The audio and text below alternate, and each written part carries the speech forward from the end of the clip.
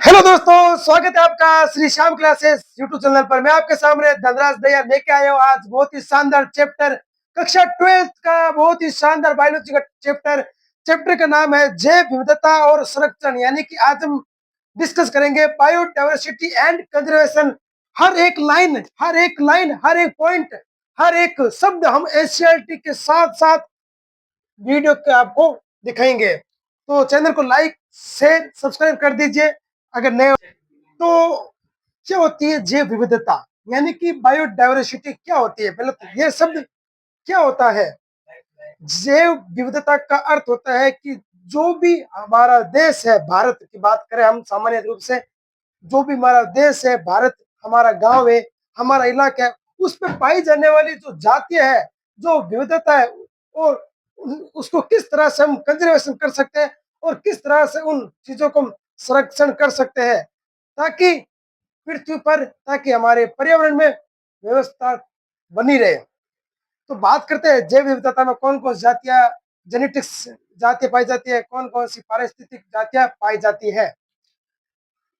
तो अब देखें जैव विविधता का सब तो आपने बता दिया मैंने। तो इस जैव विविधता में चींटियों की जातियां पाई जाती है, पेड़ पौधों की जातियां पाई जाती है, कीटों की जातियां पाई जाती है, अनेक पादपों की जातियां पाई जाती है, फरन की जातियां पाई जाती है, कवक की जातियां पाई जाती है, आकेसरों की प्राणी की जाति पाई जाती है, बहुत सी जातियां पाई जाती है, मनुष्य की जाति पाई जाती है। तो बात करें जैव विविधता में, चींटी की 20,000 से अधिक जातियां में देखने को मिलती है। प्यारे दोस्तों, चींटी कितनी जाति मिलती है देखने को? 20,000 से अधिक। और भृंग भृंग की जाति होती है 3 लाख। मत्स्य की जातियां में देखने को मिलती है 28,000। और जो आर्कटिक आर्कटिक है, उसकी जाति हमें देखने को मिलती है प्यारे दोस्तों 20,000 के समथिंग। ये शब्द किसने दिया था?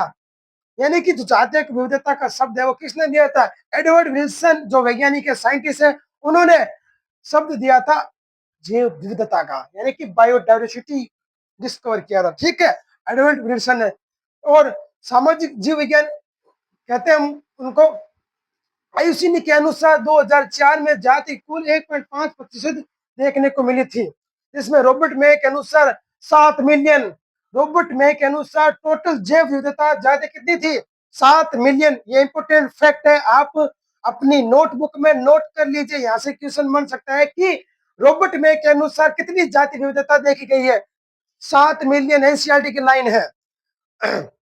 प्रत्येक देश में से 7 जीव एनिमल्स है, एवं एनिमल्स में प्रत्येक देश में से 7 इंसेक्ट यानी कि कीट की जातियां देखने को मिलती है।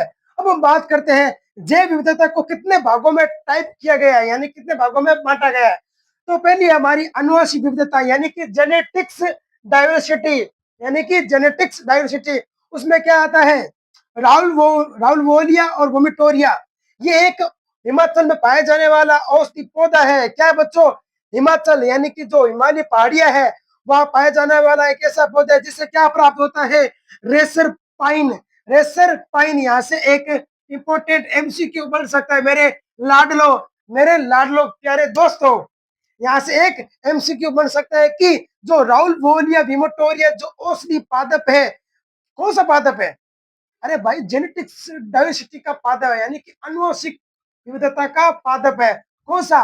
राहुल वोलिया और वुमेटोरिया, जिससे क्या प्राप्त होता है? रेसरपाइन। रेसरपाइन एक औषधि है। ठीक, अब हम आगे देखेंगे। और भारत में यानी कि इंडिया में धान की कितनी जाति है? धान मतलब गेहूं, ज्वार, बाजरा, ये धान है भैया जो हम खाते हैं रोटी के रूप में। कितनी जातियां हैं? 50,000 जातियां अलग अलग धान की देखने को मिलती है। इसमें इंडिया में, यहाँ से क्वेश्चन बन सकता है लाडलो। और आम की जातियां कितनी है? आम की जातियां हैं 1,000 से भी ज्यादा। किसमें? जेनेटिक्स डाइवर्सिटी में। अब हम देखेंगे कि जातीय विविधता कौन कौन सी है। जातीय विविधता होती है उभयचर।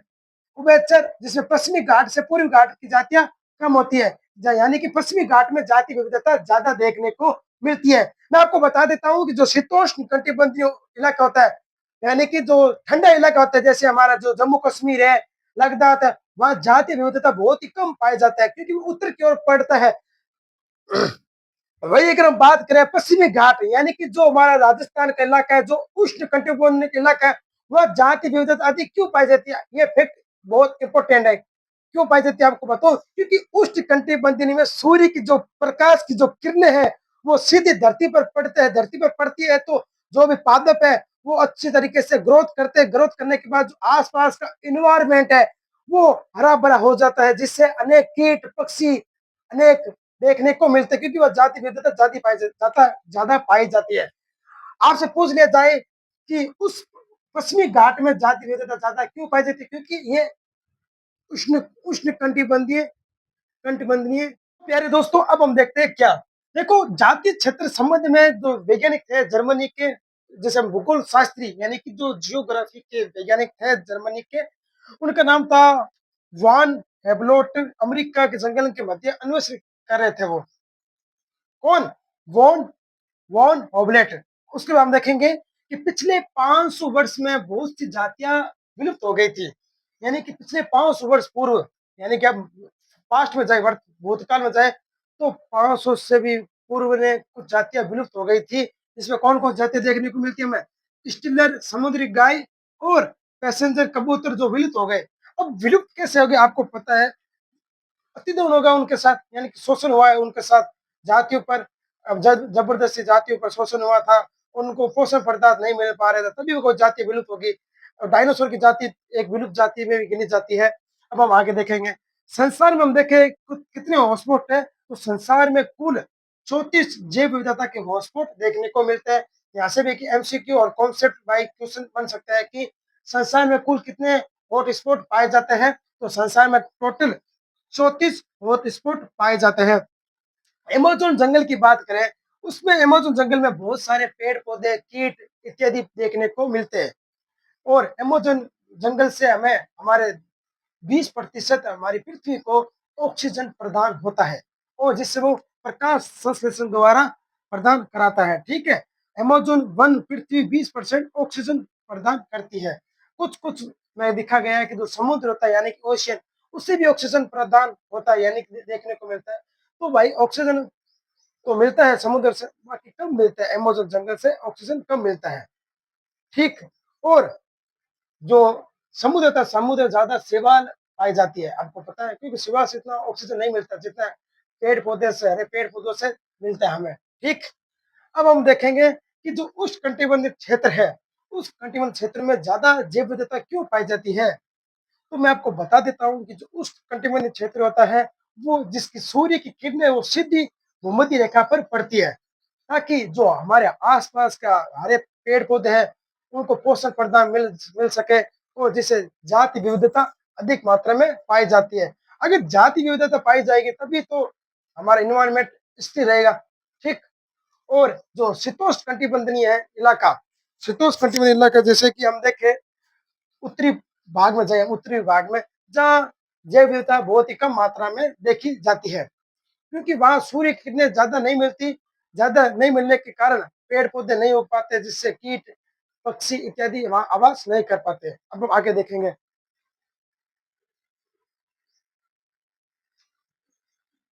तो देखो बच्चों, वर्ष 1992 में रियो डी जेनेरियो में हुई जैव विविधता यानी कि बायोडायवर्सिटी का सम्मेलन हुआ था, जिसे हम क्या कहते हैं, पृथ्वी सम्मेलन के बारे में राष्ट्रीय स्तर पर हुआ था। कब?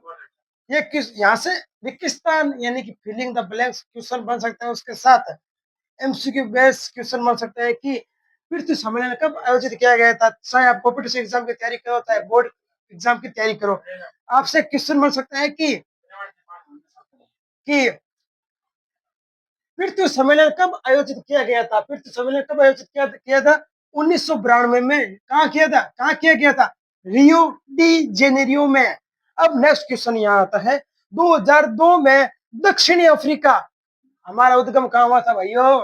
क्वेश्चन बनता है यहाँ से भी। पूरी एनसीईआरटी आपको रिकॉल करा देता हूँ मैं आपको कि हमारा उद्गम यानी कि होमो सेपियंस हमारा आधुनिक नाम है बच्चों। मानव का आधुनिक नाम क्या है? होमो सेपियंस, जिसका उद्गम कहाँ हुआ था? अफ्रीका में। तो देखो यहाँ पे 2002 में दक्षिणी अफ्रीका के जोन्सबर्ग सतत विश्व शिखर सम्मेलन आयोजित किया गया था, जिसके अंतर्गत में 190 देश शामिल हुए थे लाडलो। कितने?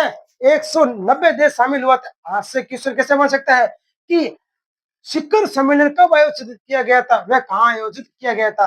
तो शिखर सम्मेलन आयोजित किया गया था दक्षिणी अफ्रीका में 2002 में, जिसे हम सतत विश्व सम्मेलन भी कहते हैं लाडलो। अब हम देखेंगे कि आयुसीन के अनुसार 2002 में पिछले 500 सालों में 784 जातियां हमें देखने को मिलती है, जिसमें से पादप की जातियां हैं 87, यानी कि 87 प्लांट जातियां हैं, और 359 केसुरु की जातियां हमें देखने को मिलती है, 338 केसुरु जातियां देखने को मिलती है। अब हम आगे चलते हैं। तो कुछ पॉइंट मैंने यहाँ मेंशन किए एनसीईआरटी के, जो आपको हाथों पर टिप्स पर आपको याद रखना है, और यहाँ से क्वेश्चन बन सकता है लाडलो, यहाँ से क्वेश्चन बन सकता है। तो कौन कौन से पॉइंट है बता दो भैया। तो पॉइंट देखिए, जो कोलबेरिया है, कोलबिया, कोलबिया में कितनी जाति पाई जाती है? 1400 पक्षी की जातियां पाई जाती है कोलबिया में। ठीक है, यह पॉइंट आपको याद रखना है।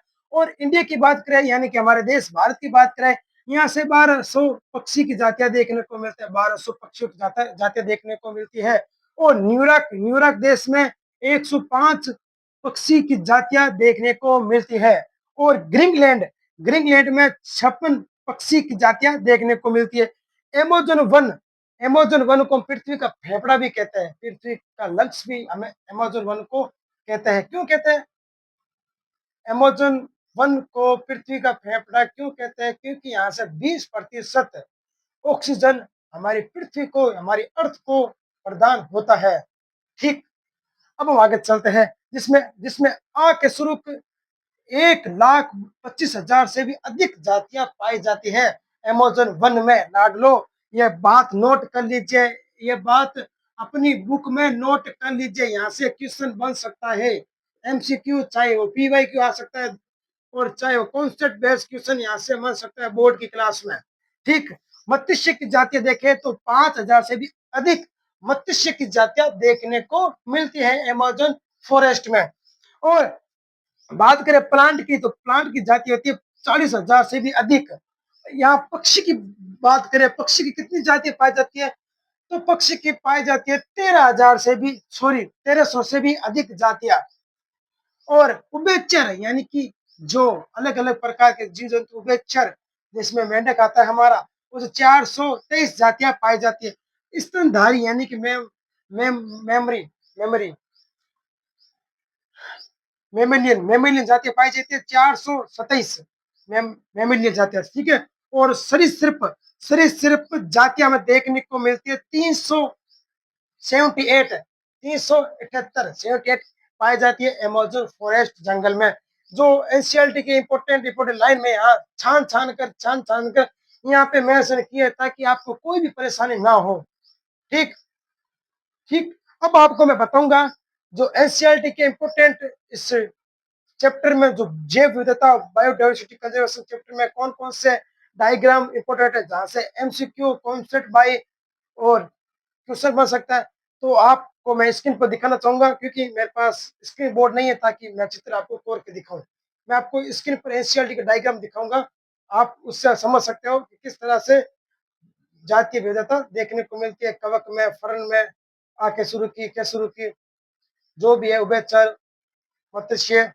ठीक, तो प्यारे दोस्तों, आप देख पा रहे हो जैव विविधता और संरक्षण चैप्टर की इंपोर्टेंट डायग्राम, और किस तरह से केसरों की और केसरों की जातियां, पादप, मोर्सेस, फरन आदि, सेवा, लाइकेन, कवक, उभयचर, सरीसृप, पक्षी, स्तनधारी, मत्स्य, यानी कि फिश, मछलियां देखने को मिलती है। ये डायग्राम वेरी वेरी इंपॉर्टेंट है प्यारे लाडलो, यहाँ से क्वेश्चन बन सकता है।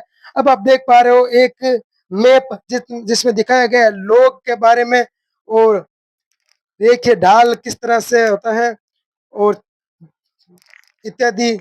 जेड का मान की पारस देखे तो 0.6 से 1.6 होता है लाडलो, यहाँ से क्वेश्चन बन सकता है। और उदाहरण के लिए विभिन्न महाद्वीपों के उष्ण कटिबंधीय वनों के फलाहारी पक्षी तथा स्तनधारियों को रेखा की ढलान 1.15 है। ये डायग्राम आपको देख के जाना है। ठीक, आज के लिए इतना ही, मिलते हैं अगले नेक्स्ट वीडियो में। धन्यवाद।